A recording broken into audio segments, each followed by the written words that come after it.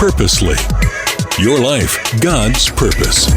Listen at onpurposely.com. You're listening to God on the Go, part of the Purposely Podcast Network, and I'm your host, Julie Lyle-Scar. We have been in a series where we've been talking about what it means to go against the crowd, or when the crowd goes against you. And today is the day that we have our car quiz. You get to review and see if you know the answers to some of the facts and trivia that we have been talking about over the last few episodes. So if you haven't listened to this series yet about going against the crowd, go back, take a listen, and then meet me back here and we will take the car quiz. Let's see how you do. Okay, so let's dive right in. We talked about in the very first episode how we can feel when we have peer pressure, meaning when all the crowd's doing something and we decide we're not going to do it. So the question was this: how many people say they've experienced peer pressure? Do you remember? I can tell you this. It's a really big percentage. So guess big. The answer? 85% of people say they have experienced peer pressure by the time they get to high school.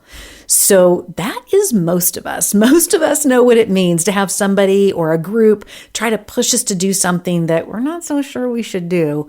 That's peer pressure.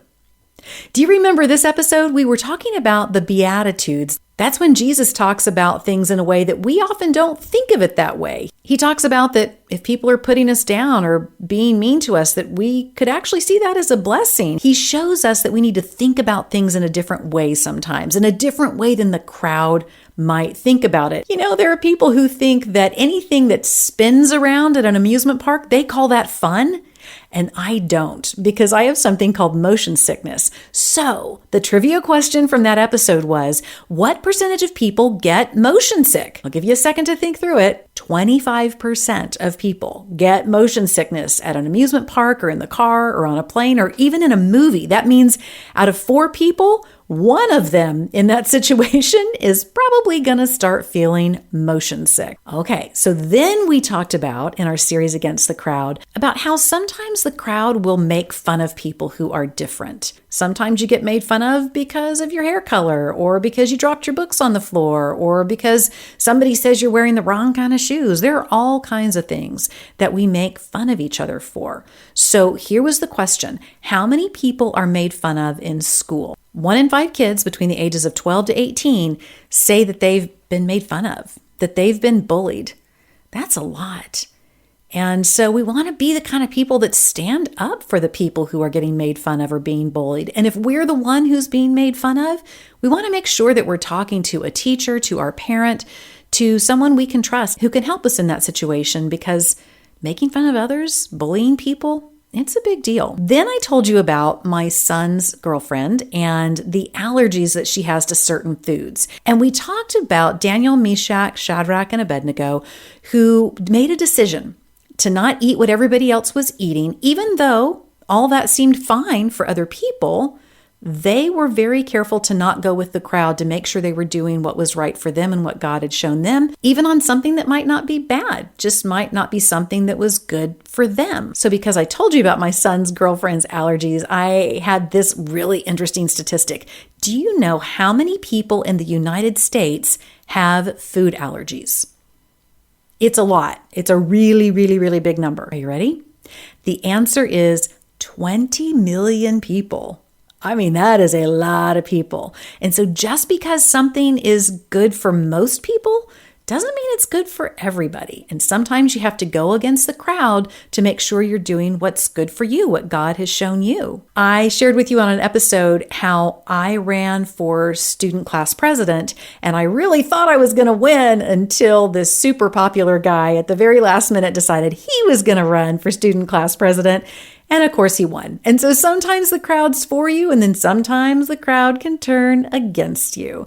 And one of the facts that we looked at that I thought was really interesting was what makes more people go with the opinions of a crowd. Okay, here we go. The answer is the bigger the crowd, the more likely you're going to follow them.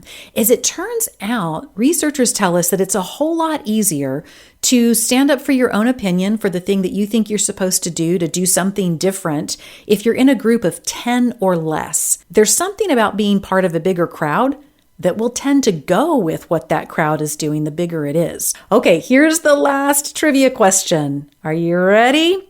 We talked about Peter, who was one of Jesus's closest friends. But at the time that Jesus was arrested and was being questioned, Peter said that he didn't even know who Jesus was when a crowd came around Peter and was saying, "Hey, we think that you know this guy Jesus." Peter was like, "Jesus who?" He just acted like he didn't know him at all. And we talked about a specific word. What's another word for going along with what the crowd is saying? The word is conformity. It's kind of a big word, right? But conformity means when you're trying to blend in with what everybody else is doing and saying, that you are trying to make sure that you don't stand out. And that's what Peter was trying to do when he said he didn't know who Jesus was. He was trying to conform to what he thought the crowd was about. So that word is conformity. All right, well, I want to wrap up the car quiz. How did you do? I want to hear how you did. And I want us to close out this whole series that we've done on going against the crowd with this verse from Galatians 1:10. I am not trying to please people. I want to please God. Do you think I am trying to please people? If I were doing that, I would not be a servant of Christ.